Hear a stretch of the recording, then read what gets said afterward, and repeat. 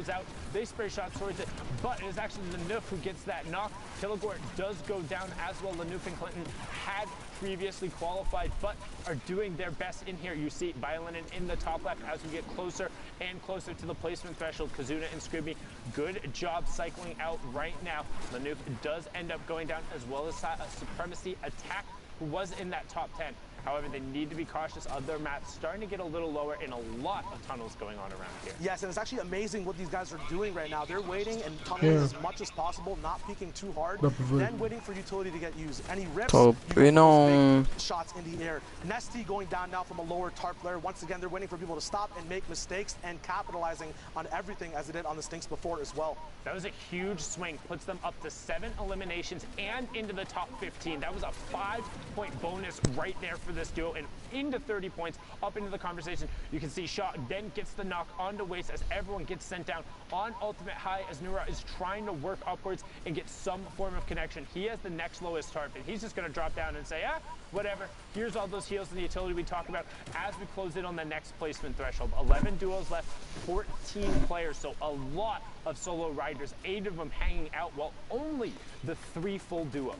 No challenges coming on from height either, which allows Shaw to get these easy pressure picks with this gold scar. These guys making sure their rotations are perfect. Lol Boom now going down. When you have this time, when you have the Pro-Am weekend to prepare your loadout, your loop path, you get these big loadouts that are gold, all the heals you need. Another knock coming in from Nerwa. They're just tearing on this high ground at the moment. They're doing brilliant, making sure they're getting good angles, but some shots going up, finally going to force them. And that's one thing we talked about. Uncontested high ground is great until somebody from the low ground decides to take notice of you. You are the only one raining down the shots. However, cover yourself up and just reset. You'll get that advantage back. As you can see, Neuron Shaw doing a brilliant job of this, but look at the chaos on the low ground. Right now, you have Neuron in your top right, Scrib Doggy in your bottom right. The rest of the action on the left side as Nolly gets taken down by Kazuna, and we have our top 5, so it's all about the elims in the victory round.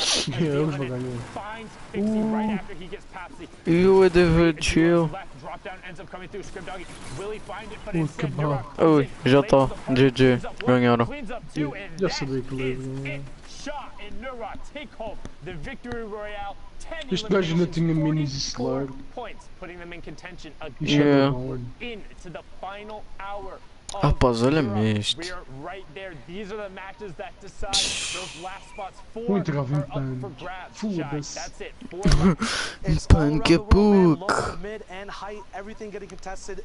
Juice to milk for eliminations on every single layer. And Shaw and Nerwa just played it perfectly. Começou a mamãe, o que faz? A mãe vai morrer, tchau. Só me matava, ficava de mata-me. Strategies over these 9 weeks of preparation. They've had solos and duos. A lot of people splitting up with new duels as well. We've seen that a lot in NA East as well in EU as we get into this next game. Issa and Camo on the low ground. Yeah, and you can see that controller duo trying to represent and do everything they can. Issa having already qualified for the solos, Camo trying to find his way to New York City.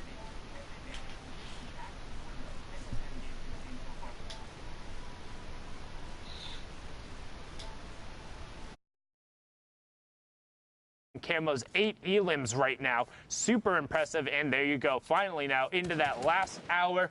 3rd time was the charm, 56 minutes remaining. And again, if you are just joining us and it's one of your first weekends watching, it is 3 hours or 10 matches. The semifinals were played yesterday and the qualifying spots are in the top right. We have already seen the BES duo advance out of Oceania and the Trigger QQ duo from Vietnam take home the spot out of Asia.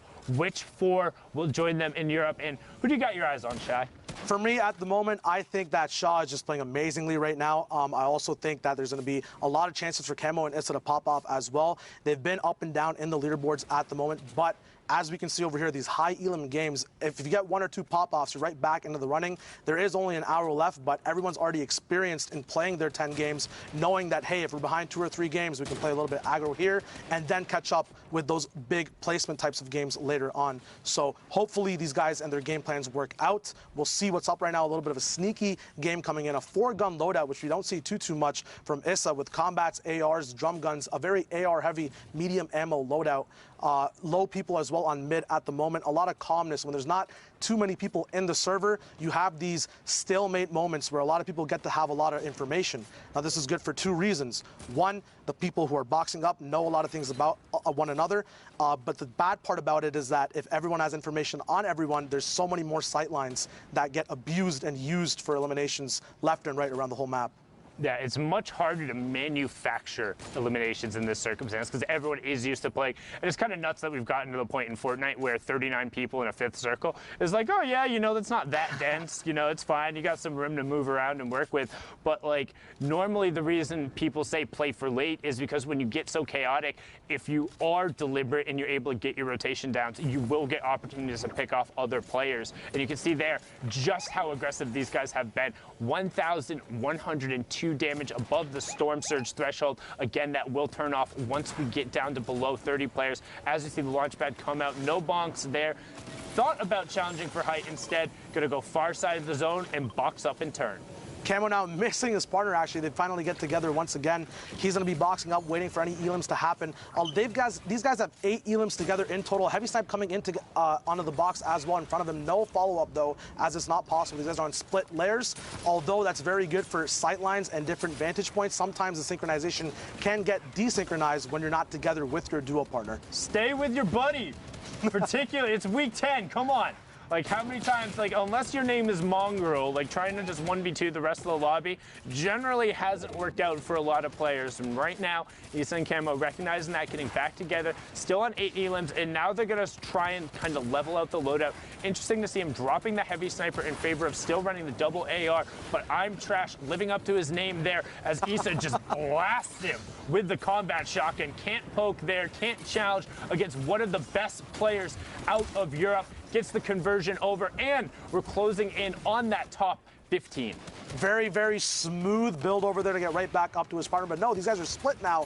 Issa going on for a 1v1. Camo getting a nice low tier or low ground lockdown on his enemy. Max going down on 60 hertz. You got to up those hertz, but you guys see these people coming. Camo moving around. Issa popping off on his lair as well. These guys are owning the whole server, making sure everything's getting shredded down on numbers. Ash going down as well. The finish is coming out. These guys have collectively done so much damage. Drop-offs. It's chaos. Mods going down. What's happening over here, Sunday? 15 elims now. He just ran up to 15 elims, and notice how he's constantly checking his side. Can make it 16. Zaito goes down as well. Who says you need a teammate? He says, Mongrel, who? My name is Ghost Issa, and I'm here to make a play. Camo's in a box. What's in a box? It's the Ghost duo. They want to make it to New York City. They want to go together. One isn't enough as we're closing in on the top 10.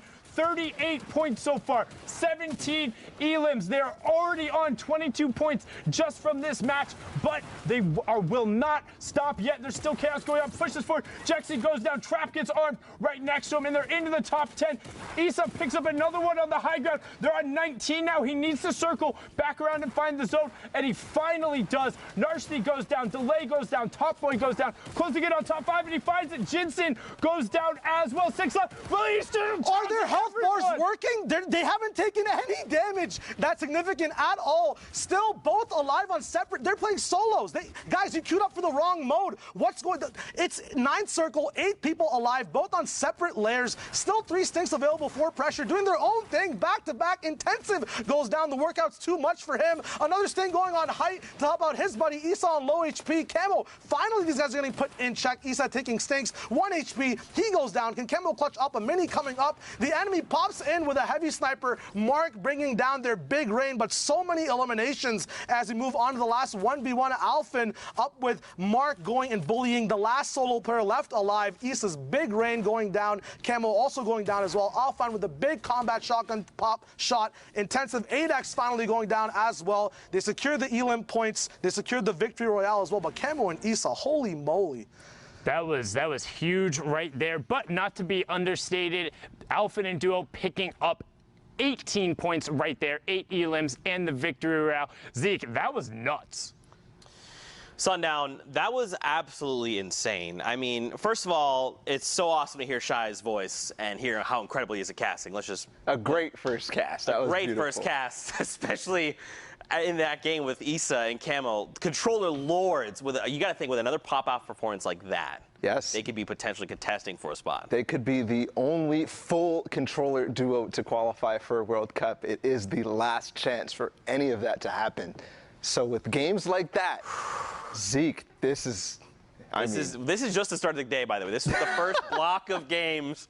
We have way more Fortnite, but for now, let's hang out with Bala. I know you've pulled some clips for us to take a look at. Let's see what you got. Yeah, I can explain. I can explain some clips here of what happened into those games. Tickle. I mean, he's by himself. He's trying to clutch up, and everything was going wrong there. He ended up being placed underneath the stairs. His heavy snipe didn't get the wall. The turbo build came in, and then even here, getting the stairs placed, this duo was going to come out on top of him, but he's able to stay composed, get the elimination, and then another situation that was unexpected. Somebody lands right behind him, and he still managed to get away, even with low HP. And when we looked at the leaderboards at the front, we saw all of these teams that were in this game here, Orc and Andalex on high ground. They use the chug splashes to recoup a little bit before, and Telek unfortunately gets a little antsy, jumps out, and that's going to be the end because both Andalex and Orc are looking down on top of him. Here, Osmo goes on a tear with his teammate Milan. And I mean, some of the things that they did here, this was really interesting to me because you used to run out in the storm and just tank the damage from the storm to get the loot. But in this case, he's using the chug splash to recover instantly. And then what a catch there from Osmo. We're going to look at another team here, Provoked and Imagine, who are so close to qualifying week after week, especially last week 8. Provoked actually goes down on a waterfall there as somebody makes its way there. But this shot was disgusting. He didn't even actually get that elimination. He did a 112 to him to the face, but actually Jorge, who was up on high ground towards the end, managed to nag that from him. But then Osmo taking on both Carnifex and Harmy by himself.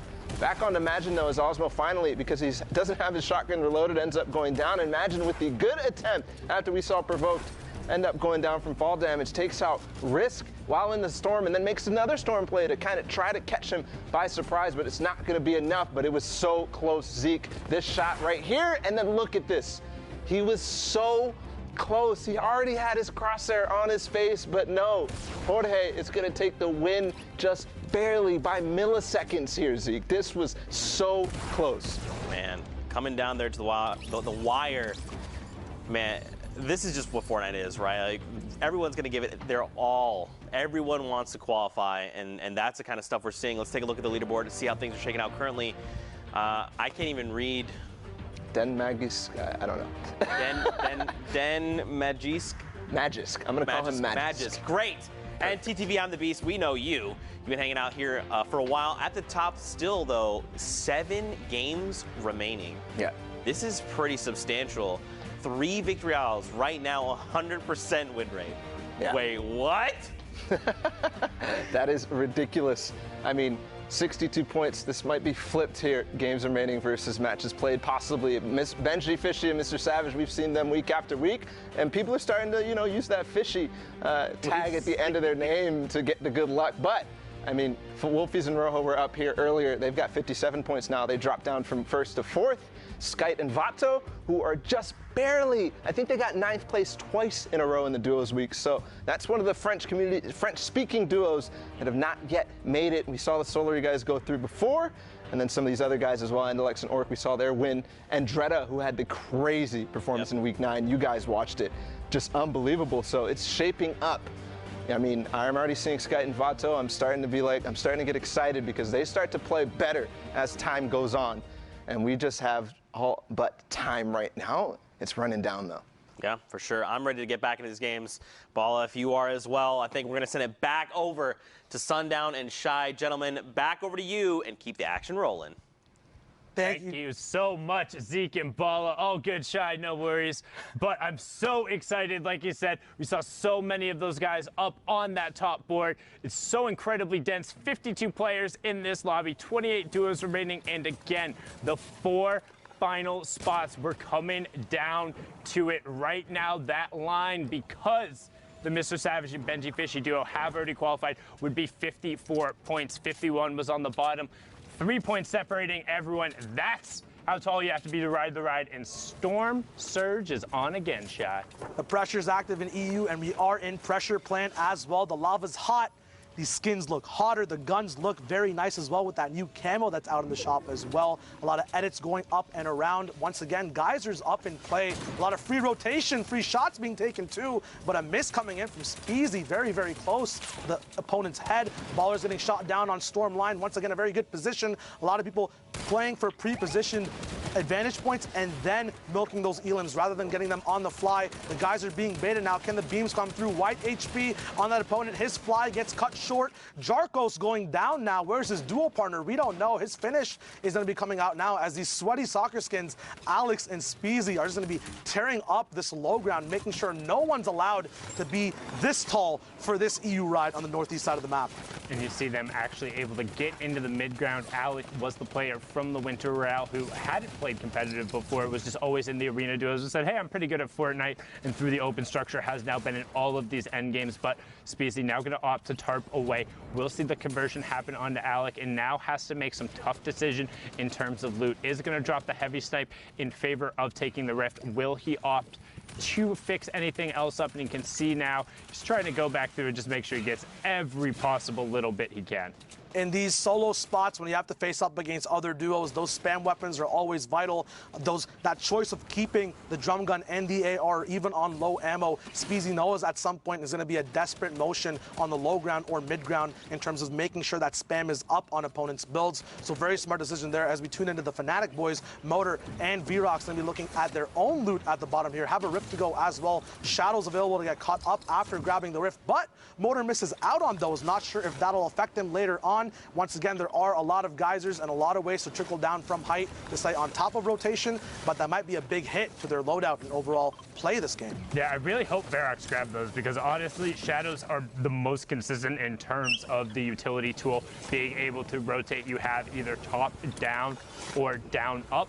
You're able to rotate and get high ground if necessary and just make really clutch plays in a pinch. As you see, a lot of other people rotating the good old-fashioned way. It's Fortnite, the battle is building, and everyone is tarping up the side of pressure plate and trying to do damage because that Storm Surge is still active. You can see Motor and Varrox about 9 points off that pace right now to be in the top 10, 12 points off qualification pace.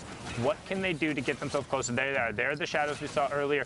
Will he be able to grab them? Is that another misgrab coming out from Motor? And we talked about the clutch and the pressure being on. Now actually misses himself with one of the chug splashes too, but doesn't matter. Call him an action hero as he slides down the side of the volcano and finds the E.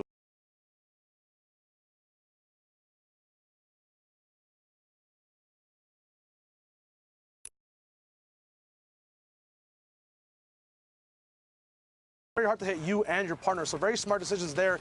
Motor has to be smarter now in a 1v2 situation, using all his mats. Around 800 left now as people go down left and right. 26 people left alive, 18 duos, no placement yet. Once again, 7th zone, and a lot of pressure coming down on Motor. His shield getting knocked down, still has those chug splashes to use on the move, making sure that zone damage is not a problem. Shields, not a problem, as he gets all the way back up to 100 HP. Once again, his early game was amazing. Get those guns out, but his life goes down as well to Bodike.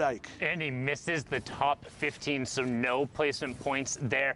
Vato and Sky are going to be happy about that as Vato is still in the lobby. You have Ibu High now with the combat and the flint still rolling around in the ball. And Proxima Star, who was in the top 3, also picking it up there. And Proxima Star being the player who's been around forever, since like the original Summer Skirmish. So good to see his name back up there as Flavo picks up Wraith's Guard, and we're closing in on the top 10. Buhai trying to find a decent amount of space there in the middle, but somebody is way up on Ultimate High as we're rotating around. Zeke gets blasted by Flavo in the back. Will the Elim come through? No, he's able to find the zone, but not able to pop it off, as now all of a sudden Old Man Mountain. 1-2 players up top. This is when you wish you had Shadow Bombs. Matsu and Ibu High on the mid ground. Ibu High gets that, but Proxima Star and his teammate just get to rain down shots on the rest of the lobby. Ibu High trying to find some space to exist, but he's going to have to go back over now into the plant. There's only Ibu High in a 1v2, and that's not going to be enough. Fury Legend and Proxima Star going to close that one out. 6 elims and the victory round. That's how they were at 57 points. That's what got them up there, and hopefully they can keep on that pace to qualify. They ended that game so fast, still had 9 impulses and 2 smoke grenades left at the end, but they decided to just give the lobby a whole haircut as we move in. Once again, the same zone. Geysers going up once again. A lot of launch pads can be saved on this 5th zone rotation. A lot of mats can just be saved as well when you're up in the air, not taking too many shots and facing up, going for these big vantage points as well. Benji Fishy now, the inspiration for a lot of duos in the EU region, getting their name switched for that good, sweet luck in terms of qualifying. He's getting checked on his edit, getting a little bit too close there, giving his fish hat a little bit of a haircut. A lot of heals being used on that as well. Could be a mistake that proves fatal at the end of the game. And one thing I do like, though, is with how many more shields there have been in the games, is players are taking more risks. They're poking out more. They're looking for more trades. They're willing to go take fights because it's like, hey, if we don't get everything here, it's not the end of the game. As Rickolas finds a great double snipe onto him, that's what we talk about, always making sure you cover 2 layers. So what are they going to do? They're going to disengage down and over 1 layer and make sure they're boxed up. They are already very close to the safe zone, not quite in it, so we'll need to rotate just slightly over, but have the guys there to do it. I mean, this lobby's stacked. You see Crew, Nairo, Milan, Osmo, Chapik, Snowda, like, jeez. We get in these last 4 games, and the games only get bigger with better players over and over. Aqua in here with Nyrox as well. We're going to be tuning into their super dope position up top on this hill. Going to be cutting off a lot of people rotating from mid-ground. They're going to just have to rotate early, though. They're not in zone just yet, dropping just a few layers, but every layer you do drop, that's a box saved on mats. So moving diagonally this way is very smart, but also risky because you have a little bit less of protection from front. You just saw there Nyrox trying to get double sniped off of his position, but is dynamic in his box, saves that up. Utility now getting split from each duo, making sure each person has a nice exit plan in case that fire alarm sounds in their game and stuff hits the fan. Nyrox going to be looking out, up and around for any vantage points. 5th circle to 6th is that kind of stalemate time where you can look for picks. He gets a nice 33 damage shot on a duo moving down bottom. Aqua looking through his pyramid, looking for any information up on the map as well. Yeah, and they're just trying to chill. They're just trying to hang out right now, doing everything they can to keep whatever amount of space and to get over on the far side of the zone right away. And that's one thing we've talked about a number of times. When these moving zones come in and you have utility, you want to pop it, get far side, box up, and then turn and see the rest of the lobby. Here's a prime example of it. That's white damage. Going to follow it up right away with the stink grenade. You don't get away from that. He's going to continue pouring down the pressure, and that is Blood X of E11 going down on the side. Brilliantly done, but can they convert onto it? The Storm will move past it, so they want to go over and try and get whatever mats as well as that siphon on it. Once again, EU is so good at just using their utility and following up with the shots. Nyrox now going down, unfortunately, could not cover his head up top. Very still smart plays there, playing off of his thing, saving that last one until he had damage rather than just using it for an impact in the game. Always make sure you're milking the most out of the stuff you have in your inventory. Benji now still alive with Savage, looking for a reload while the wall goes down. Very unfortunate there. That small mag size of the infantry rifle proving to be fatal in terms of getting that elimination point. Benji and Savage now in the same box, getting caught up in a big community rift. Chapik's going down, getting knocked all the way. Not sure in the rift or beforehand. That Elam coming through, though, that shield will go back up once that server starts moving and the Storm goes over that downed enemy. So he actually got knocked because that was the shot that he hit right before on him. That was the 87 tick. The Storm ended up then ticking him over and then getting it. That was that extension where it's a minute after you've damaged someone. But we have our top 15, so 3 placement points going out to everyone. The Fishies getting those as well, so on 5 points so far from this match. And also still 2 Shadow Bombs with a lot of mats, so they're going to be able to play for late as Andretta gets picked up. So did get the top 3 points going there from top 15, but not anything more there. Majin provoked on the mid tarp. You see I'm the Beast and Magisk posts on the high ground above him. Takeoffs just below. Zappy and Red Rush, another duo who have already qualified, just below. Anonymous 27, not to be confused with Anonymous 72, just below Dementos here as he's tarping towards the side, trying to make it into the top 10. A lot of mid-ground tarps coming out now. The zone will start moving in more awkward ways. A little bit of time for Dementos at the moment to see if he can put pressure down up top or down below. Putting vertical pressure upwards as a mid-ground tarper is very, very hard. His duo is down, but does have 6 eliminations. Pay over there. These guys have 8 in total. Looks like it's going to be 9 now, unless, no, it was just a finish on Dementos. He's going to be going over on his tarp once again. but it got him into the top 10, so it's fine that it wasn't his conversion because he still gets 2 points going there from knocking that team out right as the teammate went over. Now Dementos trying to find some room. So far they have gotten 13 points from this match, but they need to pick up the pace there. We saw the top duo was on 60 plus, being up 44, needs every possible points as 27 picks up Trox. Dementos still trying to tarp over, edits himself back in, finds an angle, but immediately gets cut off. Provoked finds the conversion onto 27, and Dementos is just gonna chill, popping that utility. And again, we've talked about it, just so many more risks and time you get there. As now he's gonna drop down, start to contest. 1 shot, 2 shot, 3 shots. Can he find it? 4. Finally gets it after using 6 of the 10 combat shots there, but stops Provoked and gets him into the top 5. That could have end up being huge, but Pulse and I'm the Beast working top down right now. Look at the chaos on the low ground. Tohaj being picked up by Benji Fishy, and Evade ADDZ adds, closing him out there. Another player who has played in the skirmishes before. Beast trying to find whatever space he can. Dementos blowing up adds there, as now it's a 1v2. Dementos in the bottom right. I'm the Beast in the top right with his partner, Magi's Pulse, and there for the high ground, Dementos goes. Launch pad straight up. Max Glide Height comes in. Can he build it away? Magis pops him off.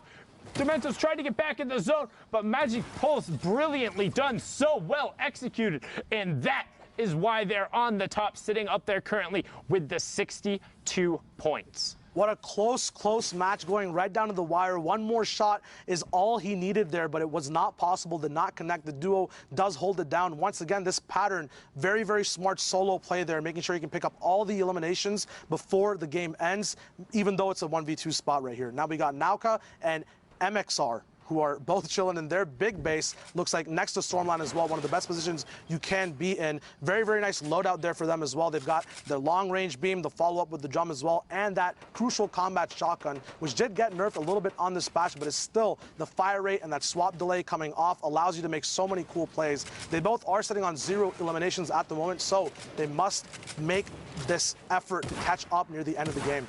Yeah, and just one thing in terms of the combat shotgun change, I feel like it's kind of mitigated just because of the removal of the shotgun timer. It ends up allowing you to kind of do, a lot of people call it the TP Classic, where you're ramping out and you're able to effectively tarp and shoot at the same time with very minimal amount of exposure. And I think it sort of makes up for the slight change in the range in terms of the tiles and how much damage it does. So the combat still being very, very, very strong in the current meta, but you can see MXR being able to push in, trying to find the conversion. Is some pressure from above and just goes for it. Gianni Jr. showing why he's not Gianni Sr. being taken down there outside the top 20. No placement points for you and a lot of time wasted in that lobby.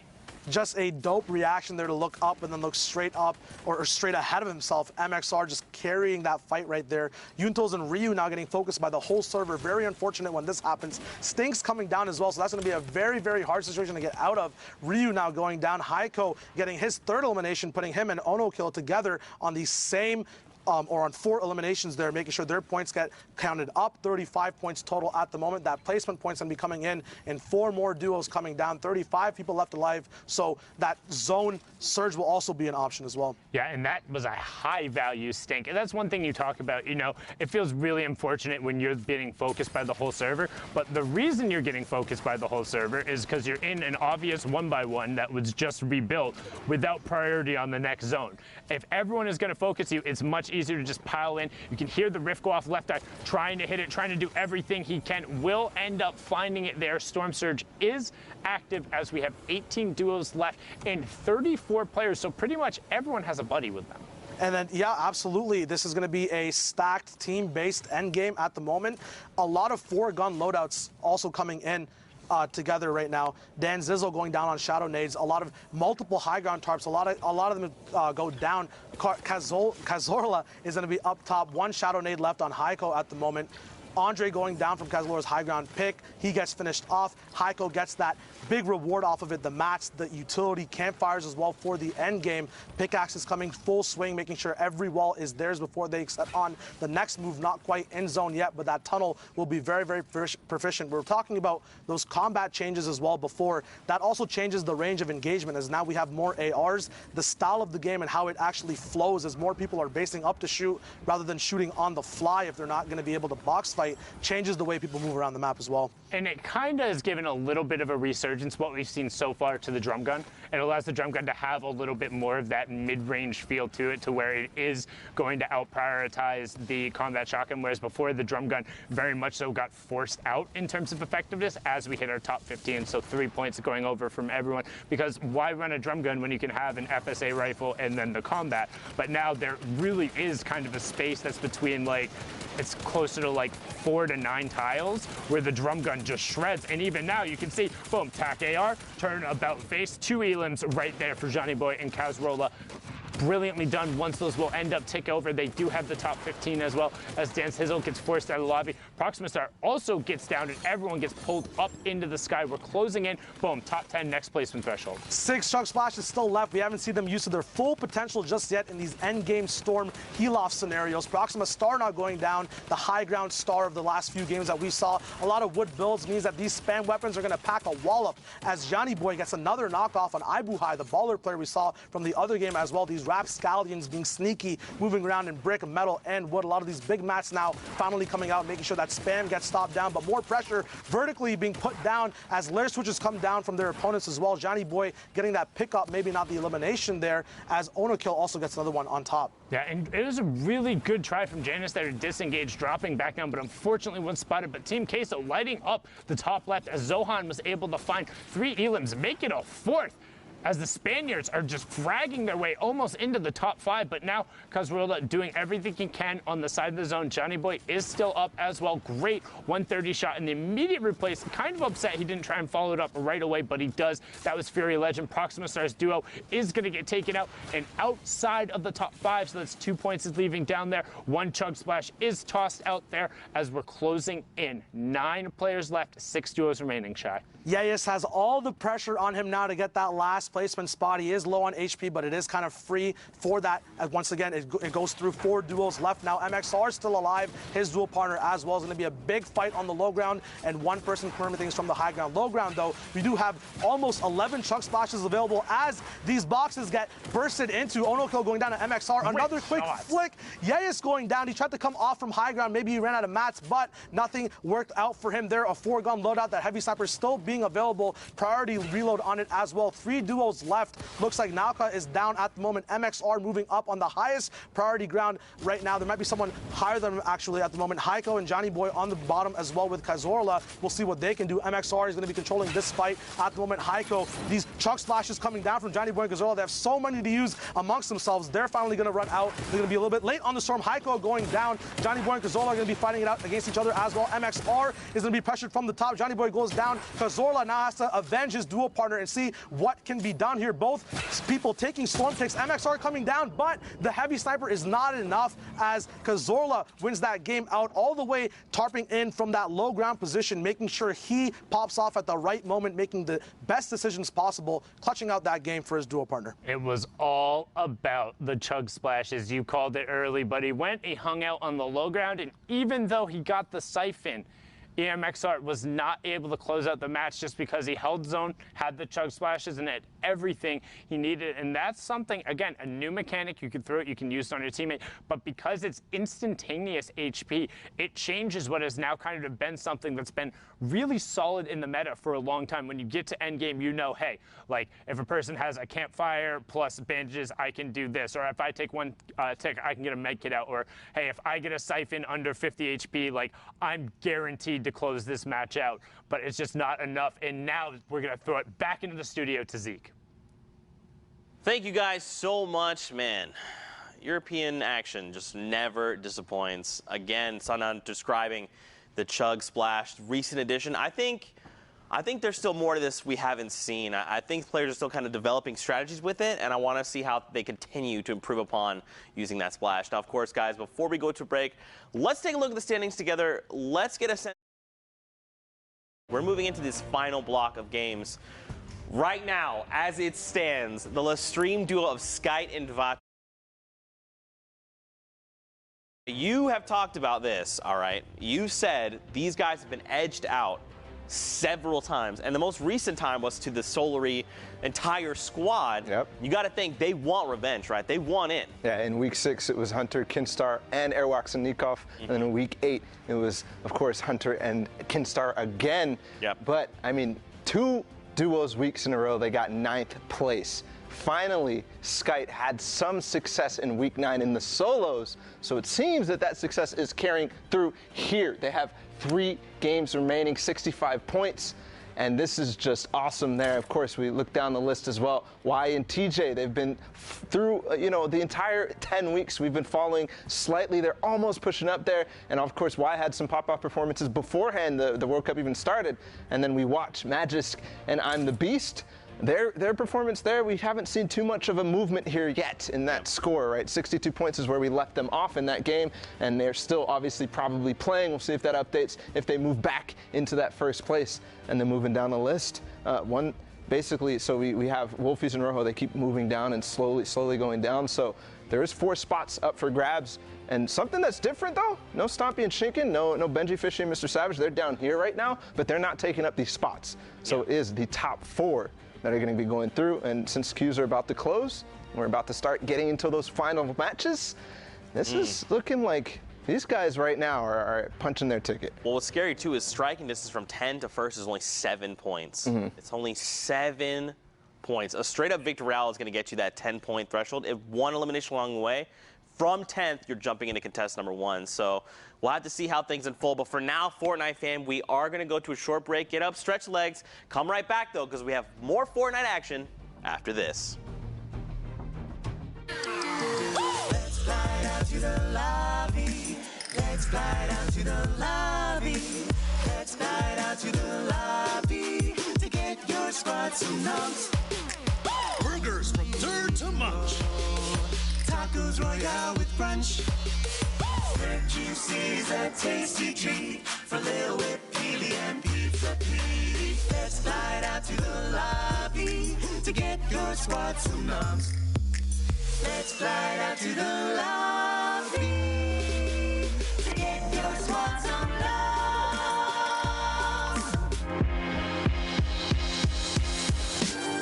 All right, Fortnite fam, we're here for week 9 of the Fortnite World Cup Online Open qualifiers. And just like this Cuddle team leader, we are very excited to be here. The final week of solo competition. Hopefully these players can take a bite out of the competition and really keep it top notch. Codename Elf. Guys, are you ready for week 9, the finals day? Man, I just had a whole bag of cookies. A whole bag of cookies. He's the yes man. I'm so happy I don't have to be near Zeke for much longer. We got some qualification. We got a dancing banana too. I want to see Zeke wear that at some point during the World Cup. Fortnite fam, you guys know I love it when you use that hashtag Fortnite World Cup. We actually have a social producer that helps sift through all the tweets and all the incredible things you guys send us, and his name is Nick Brown. All right, guys, my name is Nick Brown, and for the Fortnite World Cup qualifiers, I've been working as a social producer. So basically, every time any of the casters say use the hashtag Fortnite World Cup, I'm the one who plays defense to make sure that none of those cheeky tweets with bad words end up on the big screen.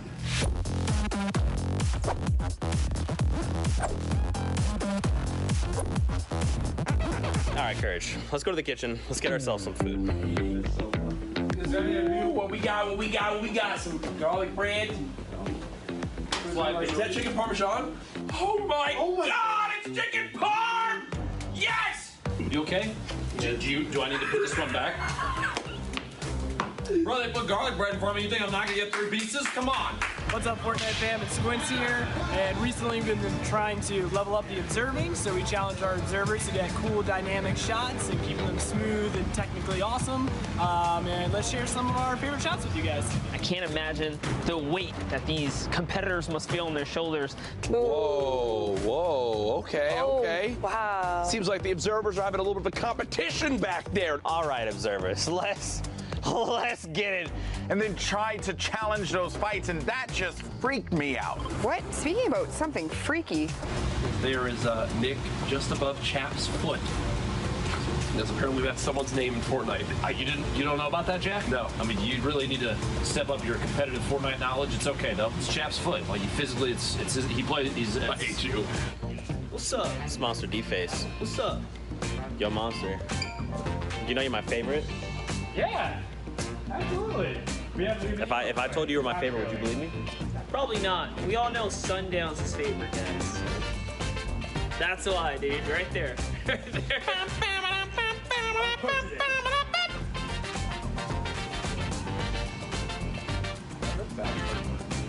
What? Dude, it messes me up. You know, a lot of people ask me what the best part about replay is. It's got to be working next to GFX Becca. People ask me all the time what the best part about being a graphics operator is.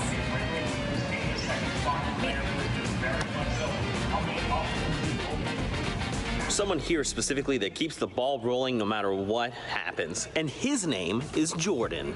What's up, Fortnite fam? My name's Jordan, and I am the production manager on the Fortnite World Cup Online Open. My job includes making sure the production happens smoothly, handling staffing, catering, any technical issues that may arise, making sure everyone else is doing their job. He's really good at stuff. We're on a break, and Jeff is going for the high score.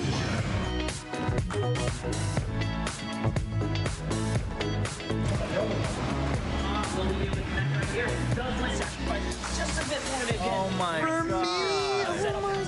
That's really special. And he has this Not for you. The rain of doubt. I don't know if you realize it's completely uncontested. But It's over. Week 9's done. Goodbye.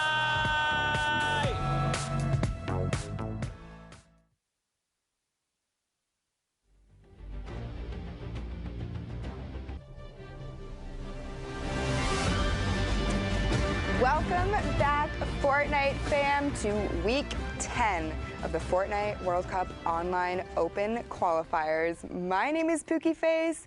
We've gotten into a little bit of the European action. We're playing duos today. I know I'm excited to see how everyone fares. We only have a few more spots left in New York at the end of July. So without further ado, I want to get into more games, but in order to do that, I need some casters. I got Zeke. I got Bala. Boys, take it away. Thanks so much, Pookie. We are here. Can't stress this enough. This is the final week. This is it, week 10, the final opportunity, the final chance for players to earn a spot in the World Cup Finals in New York City. It cannot be more stressful than this. No, it can't. There's only 4 spots up for grabs in the EU, and we're already seeing the story shape up. Skite and Vato might be making that last-second clutch into New York City. But let's get into action because we have to figure out who is going to be left standing when the dust is all settled. So let's get into games. Here we go. The first game of the block. So don't forget, those queue times, very, very close to being all wrapped up. Then we're going to have a little bit of extra time to just make sure everyone gets all their games through and completed. Don't forget, it's 3-hour window or 10 matches, whichever comes first. Hopping on here with Kiklos, ZQ, and his partner, Swats. 4 elimination between them. 41 players remain in the current lobby with 22 duos still left. Look at this circle right now. Yeah, it's going over that entire ravine there, the bridge in the middle. So kind of a little bit of a treacherous path, but I can already see, just based on the stances of some of these players are taking, they're ready to hop over with the launch pads or shadow bombs or whatever they might be using, and to get in that half in, half out, which is positioned right on that big hill with the, you know, the tree of life, as I call it. Yeah, that's one that I've taken to call. I just used to call it Big Tree, then I was like, no, Tree of Life makes sense. But if you're watching the bottom right, you see all the triangles. They're already converging on the new safe zone. Nyroc's gonna get ripped out of the air immediately. That is another elimination, and Swats confirms it there. 5 between the duo now, and this is huge. Now, keep in mind, they're pretty separated, but I mean, Kiklos is in the baller, so he can kind of navigate as he needs to. Yeah, but separation is, you know, what actually caused that elimination to go down onto Nyroc's Aqua. Oh, the baller. Oh, no. Well, that is so sad to see. Just like he took out Aqua, he actually blew up his launch pad right before he managed to get on it. So Aqua going a little bit too fast, but here he's going a little bit too fast for his baller. And again, split from his teammate, just like you said, Zeke.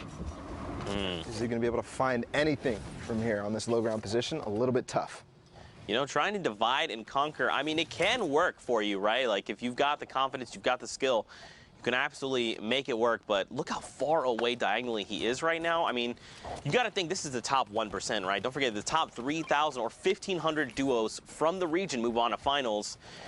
Maybe you'll catch some people off guard, but for the large part, you're not going to catch many like incredible players off guard with that kind of tactic, right? Like they're going to be looking, they're waiting. Like someone's going to do something cheeky here. I just feel it. 44-88. Oh my God. Okay, listen, rest guard. Well, all right, I was going to say pull off another shot. He just beat me to the punch. It's like, Zeke, I got you. Don't worry. Infantry rifle being used right through the window. So strong at putting out those high damage numbers right away, taking down that duo. And actually going to manage to snag the loot as well. Meanwhile, on the rest of the server, I did see Boyer and Crippa. I saw Dementos in the lobby. So Boyer and Crippa, one of those teams that a lot of people were looking forward to, qualify for New York, but not have yet having those performances in this lobby. We'll see what they're able to do. Obviously, Haxguard and Refsguard are Haxcore, sorry, are way on their way towards that top of the leaderboard, but the RPG coming in. So I believe, if I remember correctly, I think Crippa was actually picked up, and I think Boyer's by himself. Once we can take a look at the high and wide shots here and establish things, we'll get a better sense. But right now, rotations need to begin happening. Shadow bombs are being popped, and look at this. Gonna try and reposition here with Ref's guard. That's good. Team is back together, and the chug splashes. Thank you, teammate. And it comes out. Didn't catch it. The player drops down to 76 over on. There you go. Sigma has been eliminated, going back to the lobby. And that is exactly how you want to place the traps. When you drop somebody into the box, make sure you place it on that front wall or the roof, and then you can rotate the stairs accordingly, but they have no chance of escaping from the left or the right when you place it in that fashion. Great reaction there from Haxcore and Refsguard, and we're going to stay on them. First round of placement points coming out. Right now, they have 3 eliminations, which in and itself is huge. There you see Boyer goes down, has been eliminated, even Alliance Powder as well. And this lobby is just going to continue to thin out. Edgerkill going to be picked off as well by Pappy, and this just continues. Benji Fishy is also in the lobby as well. He's going to pick up Mav Joe.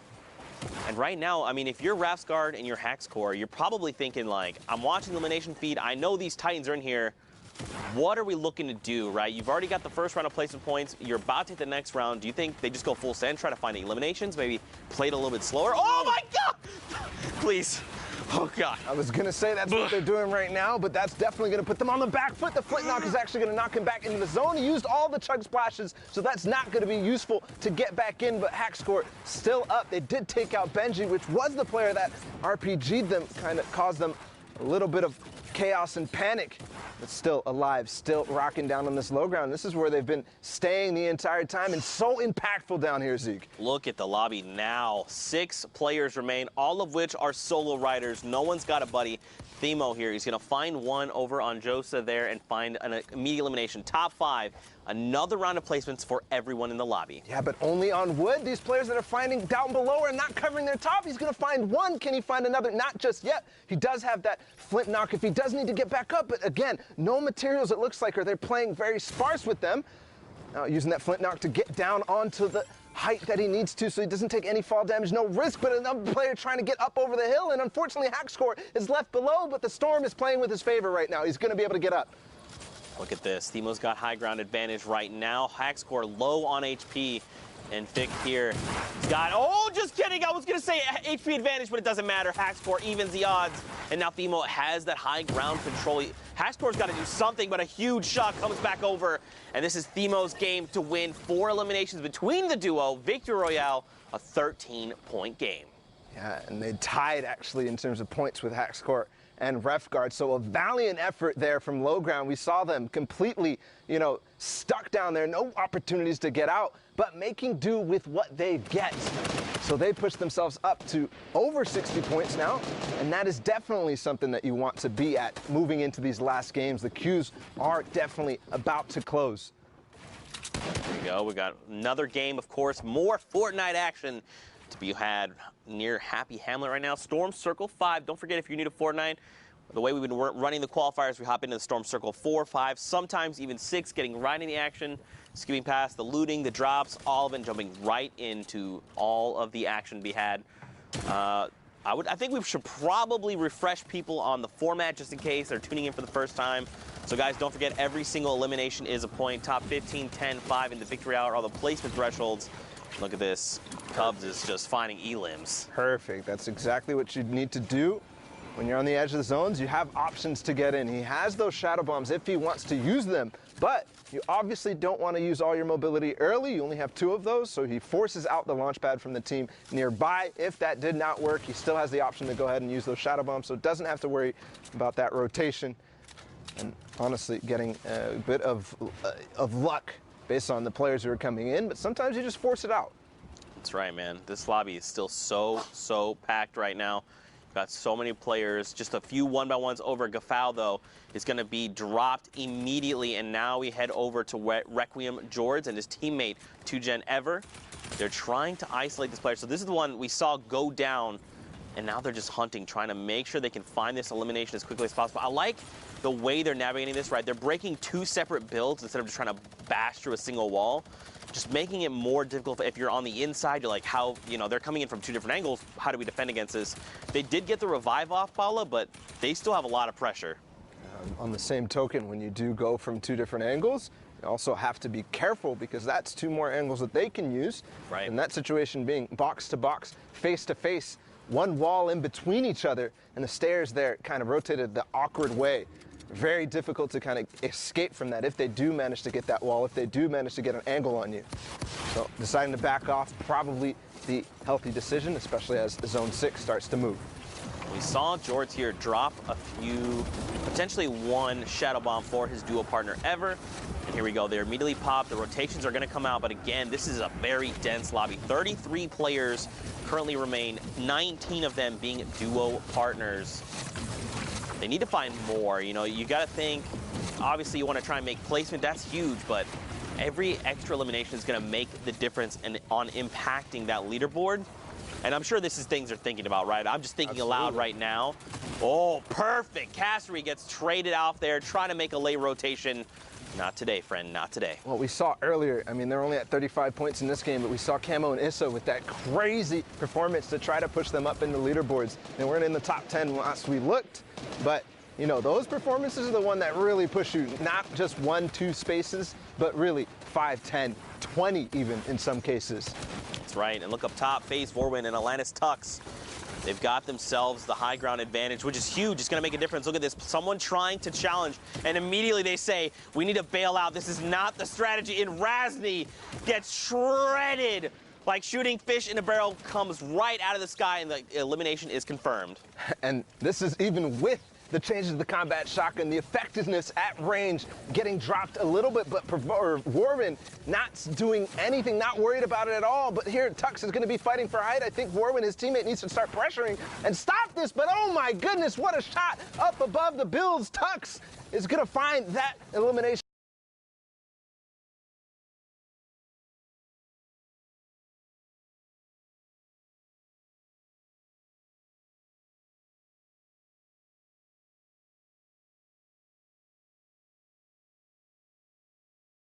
It's okay, Poseidon. Jube just gets ripped as well. People are just being picked off left and right. More shots. I mean, at a certain point, Zeke, it's, do I even want to glide up there? But hold on, because somebody does go into zone and make a play for height, and that's going to be the signal for Tux and Vorwin to drop down. But as he says that, he's got a partner in crime going down. Nepsi cannot go parallel to Tux. Vorwin still has it, though. This is huge, too, because he didn't have many builds, and that Elim gave him a ton, so now he can actually go try and meet back up with Vorwin, see how things are going. And, I mean, Tux and Vorwin, they're playing out of their minds right now, but look at everyone down below still. You got a few people in Ballers. Gafal was on lethal HP. So many people in that mid-ground tarp that are now engaging Fremont and his dual partner. 9 eliminations between them. They just hit top 10. 2 rounds of placement points. What in the world? A 14-point game, 15-point game.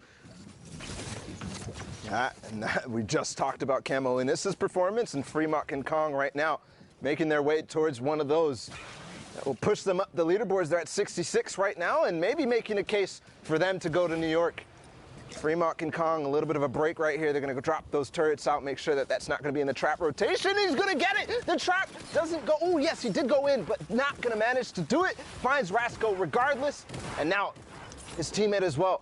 He actually finds Kubex too as they drop down all together, but it's now only Fremont. And look at this gaggle of players down below. I don't know if they're going to be able to all survive. Right now, Fremont does go down, and it's now Tux and Vorwin against Edwin on his own. Tux goes down and already finds the shots, and that's going to be the victory royale for Tux and Vorwin. They played that so well, right? Like, they just waited. They knew, and especially 8 eliminations. An 18-point game, this is massive. This also, we saw the other duo was at 62 points. They're now at 66, so you got to think they're contesting for at least top 5, but for them to realize, like, look, everyone's down below. They're all fighting on that low ground tarp. Let's just hang out in the sky. Let's just do what we do best, wait this out, and of course, everyone, like fish in a barrel, comes to them. But look at this, Stompy and Shinken here, the little thin pancake. Who belongs in my heart forever. I mean, these guys, I don't know what else I could say about these guys. Like, the fact that they've been on top of the leaderboards weeks in a row, you've got to think this is a favorite going into Fortnite World Cup Finals. You have to. I think, I'm looking at everybody using the hashtag Fortnite World Cup and all the predictions going in for New York, all the different personalities starting to make their opinions known. Everybody is putting Stompy and Shinken way up there, if not first and second, because they are dominating week after week, and I think we are in for a treat in this game because they're getting close and they're in the end game, and this is honestly, I think this might be the first time we've seen them. And you know what they do in end game, Zeke. It is crazy clinical Fortnite. They absolutely terrorize the lobby. They just, everything they do is about how can they get an edge up, and then they make sure they're almost like squeezing the life out of you very slowly, right? Suffocating is like the word my mind went to, but it's kind of just like they're bringing the wall. It is that. It is that, right? Because like when they do find an opportunity, they pounce so hard and so fast, and you have no time to react, and they just come from multiple angles, just like this. Stompy from above, Shinken on the bottom, and he already takes down 1 carries exactly. You see Shinken switching to him right now. He actually can get right behind him, and he finds it, but does now need to make sure that nobody is going to take advantage of the fact that Stompy is down. You can see immediately editing him down all the way because he needs to change positions. Everybody knows they just got an elimination in that box. And I think Freddy and Snagged right here are going to see if they can take advantage here. They're definitely getting the loot, so maybe that's enough for them. I think they're going to get the revive off. And don't forget, Shinken actually has a Chug Jug in inventory, so he's going to be completely okay. He passes it over to Stompy. This is good. Now they have to have the 15 seconds. This is where things could get a little crazy, right? Because we saw the duo up above. If they decide to challenge, Stompy is not in fighting condition right now. A note there that Stompy went so far away from where that initial fighting was and goes all the way to the farthest spot, not only for the zone, but also for anybody trying to find out where you are. And here comes the launch pad from Stompy. They're going to move ahead. Ooh, a nice little short launch there by accident even, but I'll take it if I'm Stompy. Absolutely. And just to reiterate your point, these guys are playing at the highest level possible, right? They know what a Chug Jug sounds like. Those sound cues are so very distinct. If you're sitting in a box and you hear that sound down below, you're like, we're going down, let's make some edits, someone's on critical, we're gonna take him out, and that's why he moved so far away, to make sure no one knew what was going on. So huge, 23 duos left, 39 players. Right now they're making a rotation. You've got people out in front, which is good, and they're still staying close by, which is really gonna maximize their efficiency here.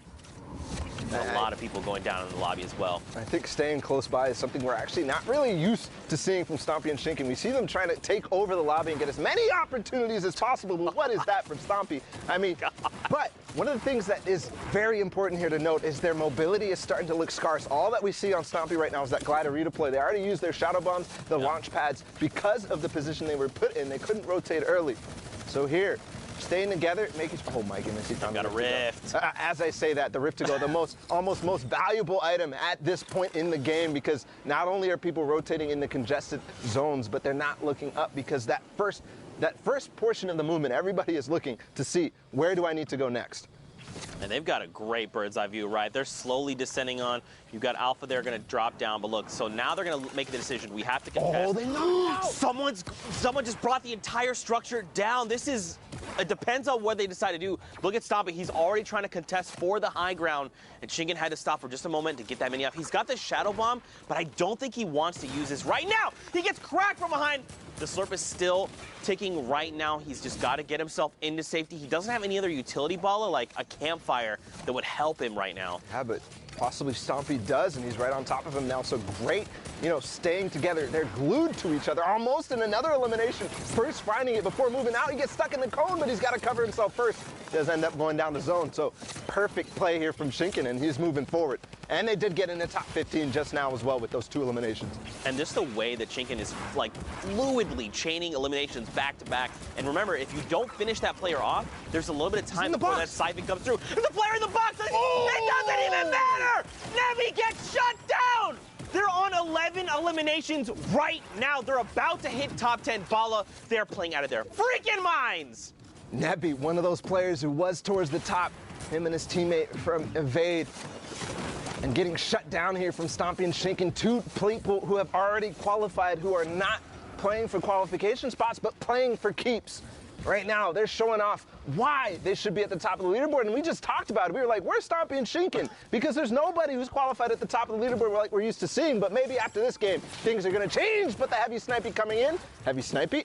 Snipey, yeah, absolutely. Snipey coming through. Now, don't forget, they're also at 66 points.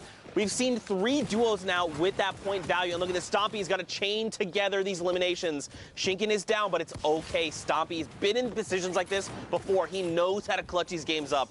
The campfire is rolling, Bala. He's getting back in that rhythm. Getting back in that rhythm and achieving top 5 right there, that last placement threshold before the Victory Royale. So all he has to do. Here we go, the key to all doors! Oh my!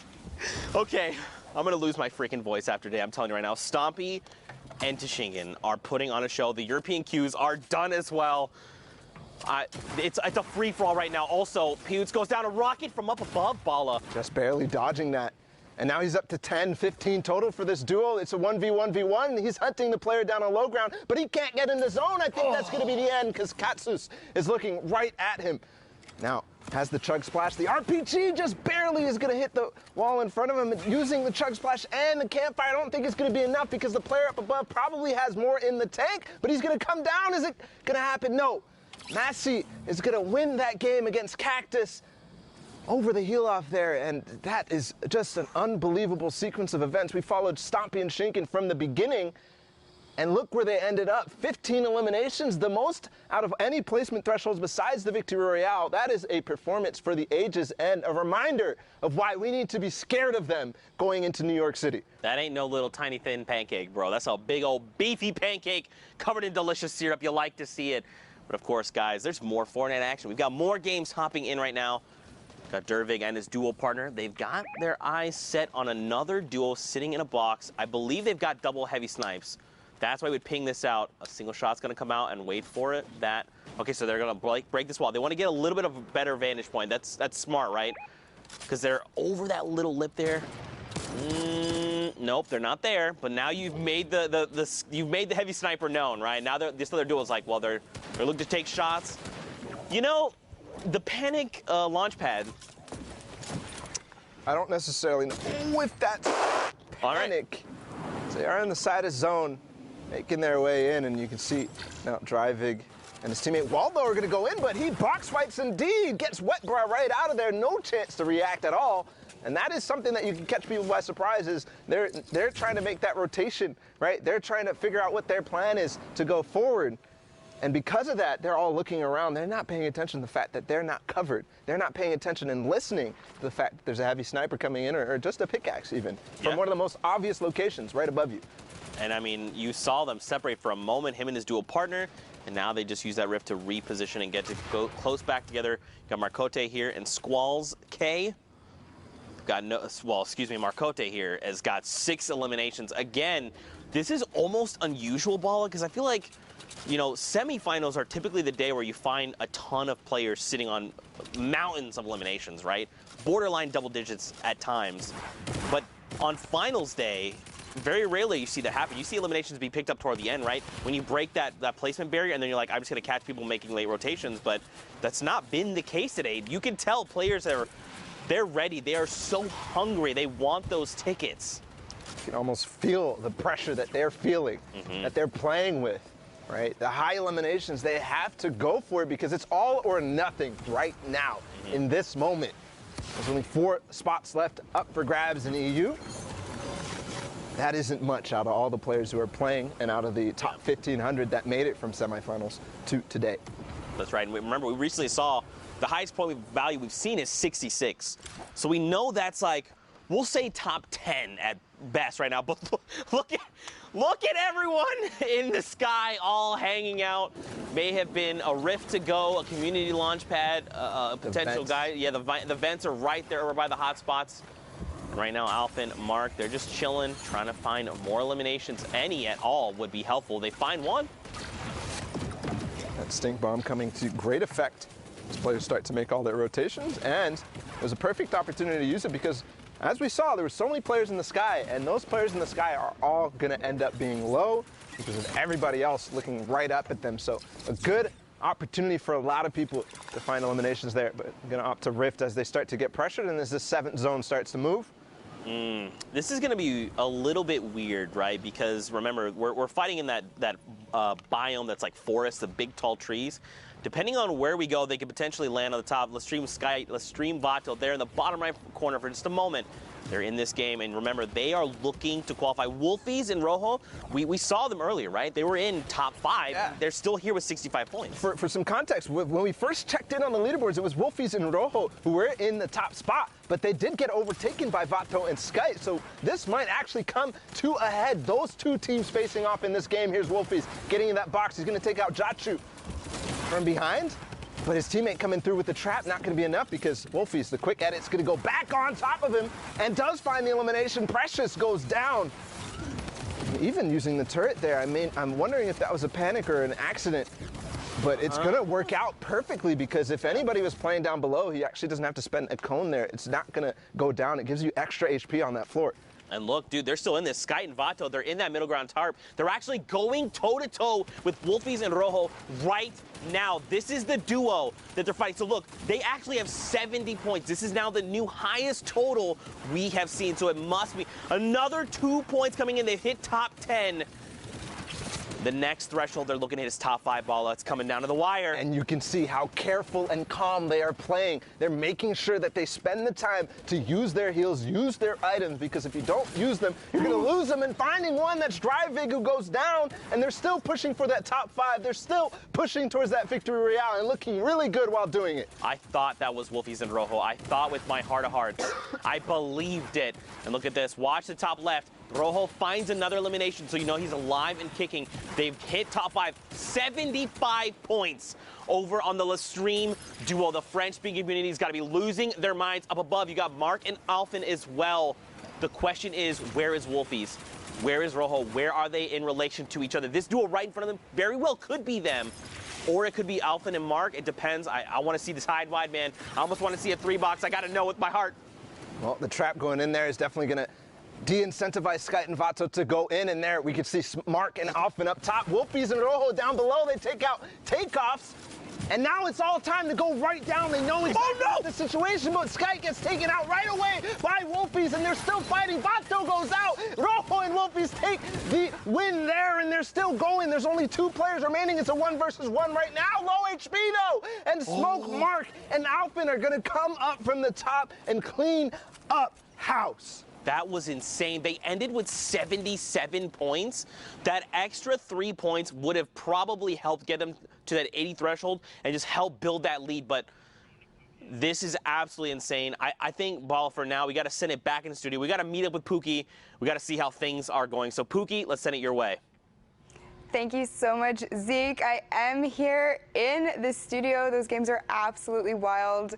EU is, like always, not disappointing, that is for sure. But I am joined with my good friend Sundown. He has got some clips for us. I know you got a little bit of Stompy. Can't wait to see that. Show us what you got. Yeah, let's actually jump in right here with some of the duos who have been popping off so much today in the last block. First off, we had the VAR duo of Refscar and Hackscore being able to put a ton of work on the mid ground. So first, you can just see catching the players who are trying to rotate through, putting the legendary infantry rifle to work, finding Comey there. But watch what happens on the rest of the mid-ground tarp. That's one thing we talked about, being ready to fight at all times. Catches Booth right there, 0 ping, won't save you as Refscar, then immediately edits around, checks another angle, gets the cleanup on Idrakil. That wasn't his knock, but the materials that he ends up getting from that was huge. But Hackscore is then covering the other side, is able to get the other part of the Valhalla Vikings duo, and now they're going to work. Benji Fishy, one of the best players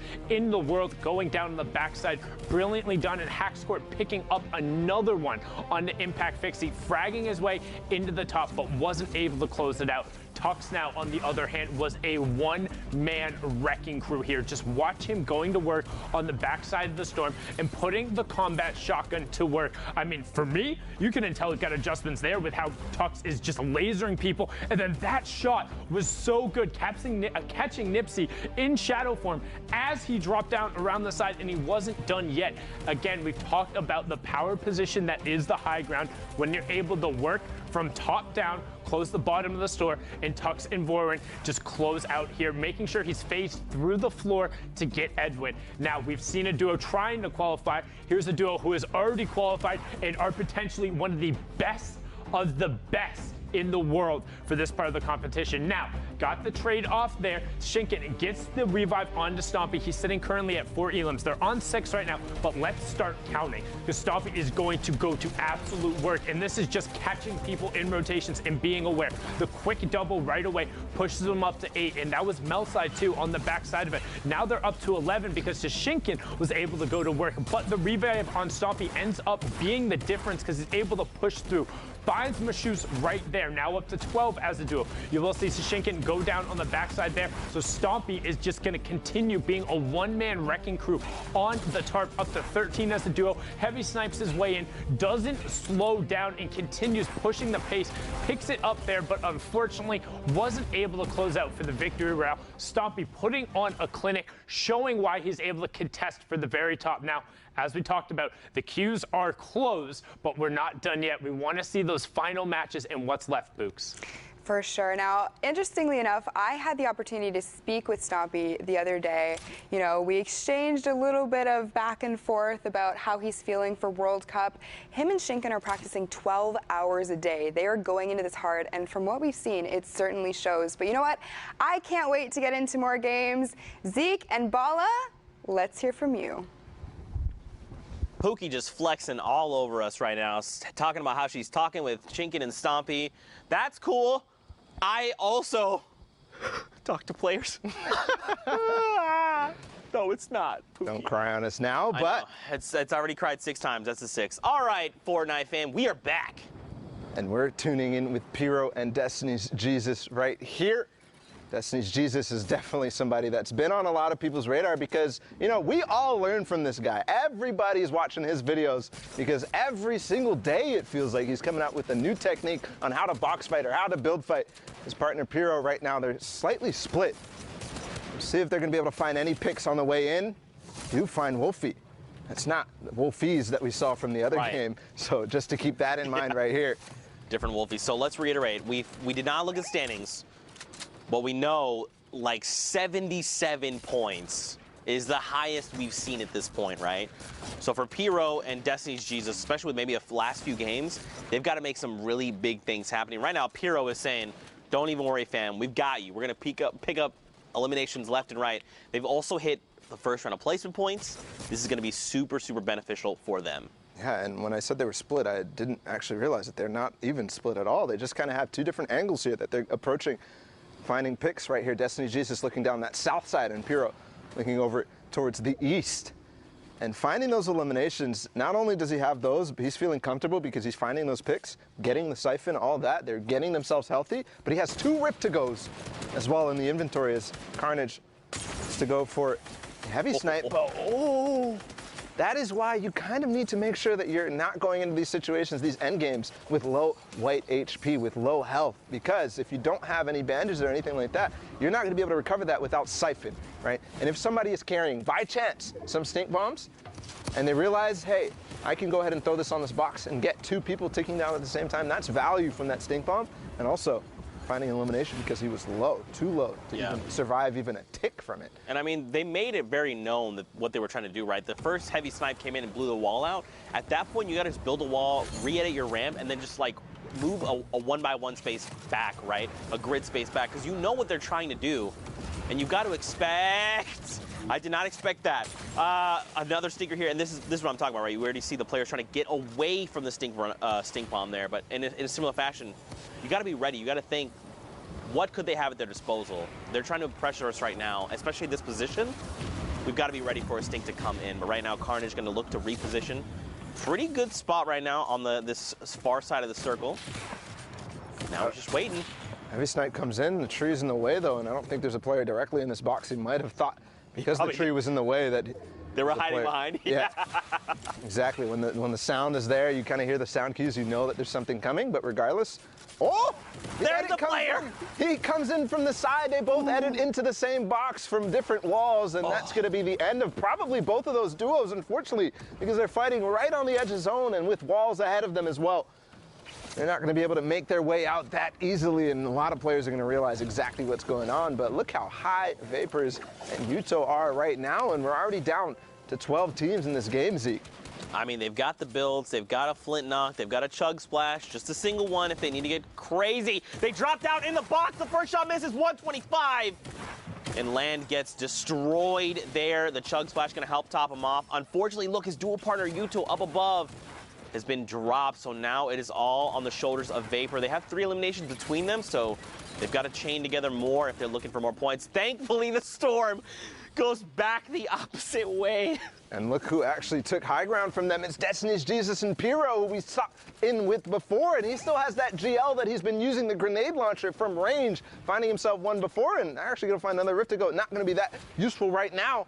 But that GL is going to be, because they are having a free roam range right here up on top. They can throw this GL down in so many different cracks. And did he get it in that wall? Yes, but it's not going to find any damage. Actually, somebody fighting for height right now, but with those build fight tactics that he's been working on, he's going to go ahead and crank right back up and not let him take it. But in this case, does end up taking it. The Chug Splash coming in. Ooh, a Rift play. This is kind of an all or nothing. They might land on Alpha and Blaster right here. No, they're going to go out and scoop back out of the zone, but no, Pyro lands, and Destiny's Jesus didn't, so a little bit of miscommunication right here. Is Destiny's Jesus going to be able to maybe knock this out? Because I know Pyro has something. He does find Blaster, so is he going to actually take this team on head-to-head right now and possibly put themselves in position to win this game? Destiny's Jesus making his way right back up, and this fight is for all the marbles. The spam coming in from below, and that's going to be the end of Blaster and Alpha.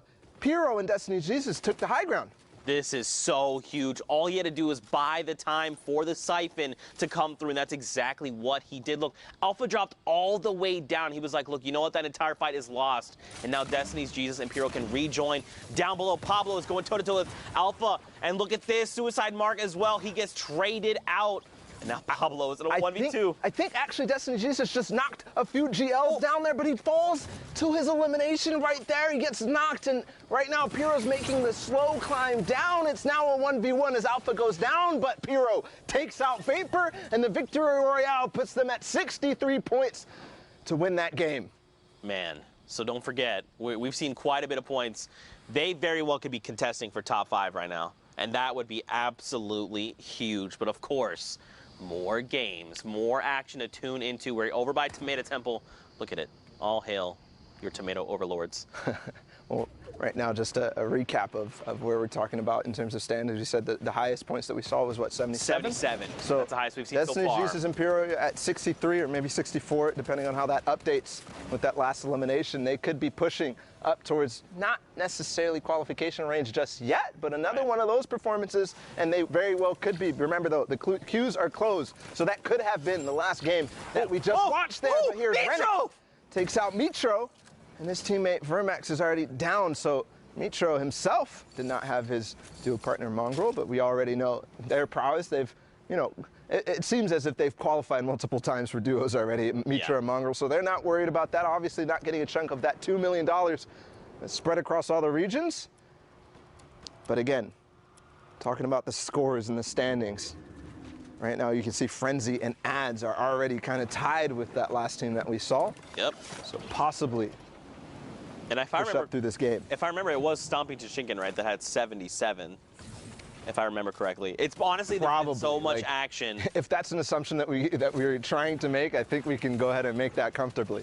I think what I was also going to say in regards to that is that don't forget they've already qualified, right? So even if they're sitting at that #1 spot, that shifts the entire standings down, all right? So not 1 through 4th that are going through, but instead 2 through 5th will be going through. But right now, and that's a story in and of itself. Yeah. Stompy and Shinkin, they have done it every single duos week. They have done it every single duos week. They have not missed a beat on making sure they're up in the top spots every single weekend. Man, to get and be able to like get that kind of practice, right, and to keep doing it. One thing would be like, we qualified, we hit, the very next week we hit first, all right, then we've hit at least like maybe top 10. But no, these guys are hitting top 3 the value back to back. Stink bombs right now, Zeke. I think he's going to get both from this last one. I think this is going to do it. I think his HP is going to be gone, but no, not throwing it all the way ahead, but he's going to find the AR shots regardless. So Ghosty and Jamif falling to, he actually still has 2 more stink bombs right here. That's crazy. And don't forget, these get more valuable as the circle closes, right? Because remember, this is the space of, or I guess the stink cloud is a little bit bigger than a 1x1. So as that circle continues to close, you can really be putting some people in really tough spots, especially when you're basically just saying, the entire play space you're in right now, boom, I have dealt it, you're smelling it. Classic Zekeism right there. He always gets the last laugh. But moving into the rest of this game right now, it's Zeke and Narcos on high ground. I really got to reach out to Zeke here because we have the same name, and every time Sundown is on broadcast and says his name, I look and I'm like, wait, did you say my name? Does he need me? Oh, never mind. It's just Zeke and Narcos. Yep, that's fine. Yeah, always on high ground, always winning games, something that Zeke is not familiar with. Dang it, I was going to make the joke. You beat me to the punch. But Yarkos and Zeke are certainly familiar with it as they take high ground and hold it against Kaspersa, who tried to take it from them. Yarkos has qualified in solos, not just yet in duos, but we'll see here if the Polish duo can do it. Can qualify for New York. They're at 57 right now. We saw a couple of players that were ahead of them in terms of points in this game. Right. So everything matters. Remember, every interaction counts. I think he has another opportunity here to knock down, but no, they're not going to take it. They're going to decide time to back off. But as that branches out more and more, hold on, because Hadkos falls directly into somebody's box, and I think that's going to be the end. Yes, he falls to the zone because that player takes advantage of the, distraction that he had up on high ground and knocks him out from below. No, it's Frenzy and Ads that I was just kind of referencing in terms of their points. At 66, they take the high ground, Zeke. Look at this, 67 points now. They're trying. Now, don't forget, we saw, again, 77 is the highest we've seen so far. They're 10 points in striking distance, and that's if that duo was in the #1 spot. So you've got to think, again, these guys are contesting for top 5. We've seen teams literally sit here and trade places, and if they hit top 15, this would be huge. Lestream, Vato, and Skyt are in this game, Bala. That is huge. And they're at 77 as well, so as we see and update their scores. So just like you're talking about, 77 is that point to beat. Right now, they're going to find another. The cone slide comes in. It's Takeoffs again who goes down, and his teammate Andretta falls to Tux, who is with Borwin. We saw them win the game earlier. And look, dude, they jump up to 81 points. They hit the top 15. Those first 3 points are so crucial. And look, they're just waiting it out, right? This lobby's going to continue to thin itself out. Zeke, my boy, unfortunately gets picked up, and another round of placements. 83, Bala. 83. They could very well clutch this up and just be the point leaders. This could be it. Skyt and Vato could finally, after 10 weeks of trying, after 4 duos competitions, all those weekends finally paying off, possibly here for Skyt and Vato. We've seen this exact situation play out in that game that they got all the way towards the top 5 last time with a lot of eliminations racking up as well. They're playing slow, and they're making sure that they're going to get that ticket to New York. And if you watch in the top left, Vato, unfortunately, he gets traded out. He's gone down, and he gets picked up by FaZe Vorwin. And right before that, I was going to say Mongrel gets picked up. Skyt's dropped down to 18 HP. In his mind, he's probably thinking, this is his moment to shine in the sun, down to 8 HP. He has to make something happen. Even just hitting top 5 would make the difference right now, Bala. And I don't even think all these builds are his. You can see as soon as he got into the next box, he frantically makes but it's Tux who took out Vato earlier. He uses the stink bomb at the opportune moment and takes out a few more. That's 7 eliminations total. Vorwin's still up though, so he still has an opportunity to make this work. Oh man, eliminated 6 there, just on the cusp, but it's okay. Again, that's now the highest point value we've seen. Even evade adds, look at this, 75 points right now. These numbers are getting out of control. Vorwin down on the lowest ground. He's going to be dropped. He's got to break through metal, though. He's got to find Sensei. Look up. He's got to get Sensei. He's going to jump down in front. No. He does not get the trade out. Ads right now has the health advantage. Frenzy and Sensei, look at them both. They're so hurt that the storm is continuing to tick them out, and it is not enough as Ads and Frenzy get the victory royale. Man, Zeke, we're 79 points. I can't and do that this. could be 80 because I know that elimination counter is slow to update towards the end of these replays.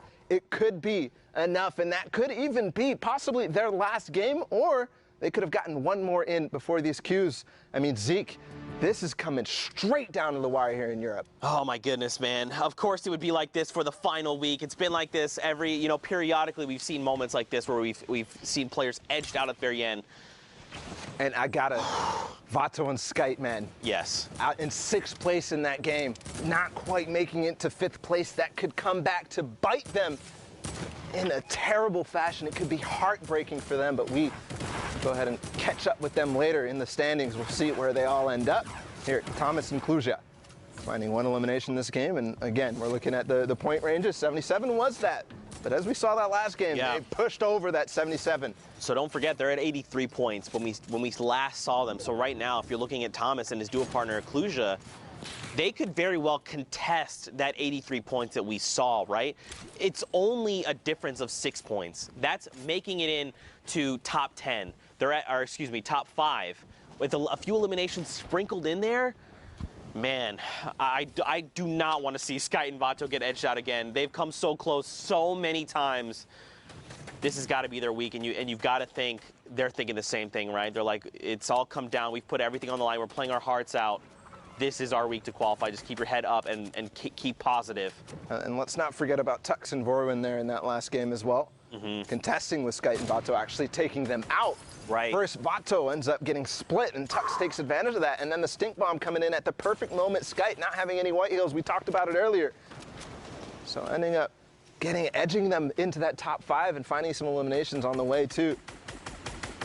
Probably kicking themselves, thinking if we had made that top 5, it would have just helped ensure that our placements were very high. But right now, the current game, Berlof here and his duo partner Artemis Swede, they're in top 15. Don't forget that first round of placement points is great, but they're at the 39 threshold. They've got to make more happen. And don't forget Thomas and Kluja, they're sitting on 77 if I remember correctly. The question would be, who else is in this lobby? What other big names can we scout out? It's not just big names, but anybody who's up at the top of the leaderboards right now, because as far as I'm concerned, Thomas and Kluja are the subjects of this game as far as we've seen so far. Obviously, everybody else getting the action. Berlof here, we've already seen them pick up 1. They picked up another knock. Are they going to be able to find the elimination here? And they're holding them in zone. They're going to actually probably get this. Definitely the knock is going to be confirmed. Oh, he should have just taken the shots with the AR. He's going to get blue damage numbers over. Here we go. Isla there gets picked up, but oh, man, this is coming down to the wire. This 14 number hasn't quite changed. Top 10 is the next threshold. Well, they get knocked out. Oh, they're coming down. They got to start building down. Did they drop? Probably just a little bit of damage there, or started using the glider redeploys. Yes, the rift comes out actually for Berlof, but I don't think he took his teammate Sweet with him. No.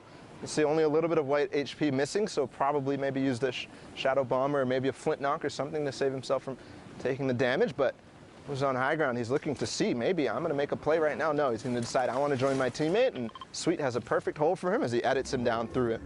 It's Thomas and Kluja on high ground, by the way. Yeah, this is a game. They need to close this game out, right? Like, yes. We know for a fact 83, again, in case you just tuned in, that was the highest threshold we've seen for points.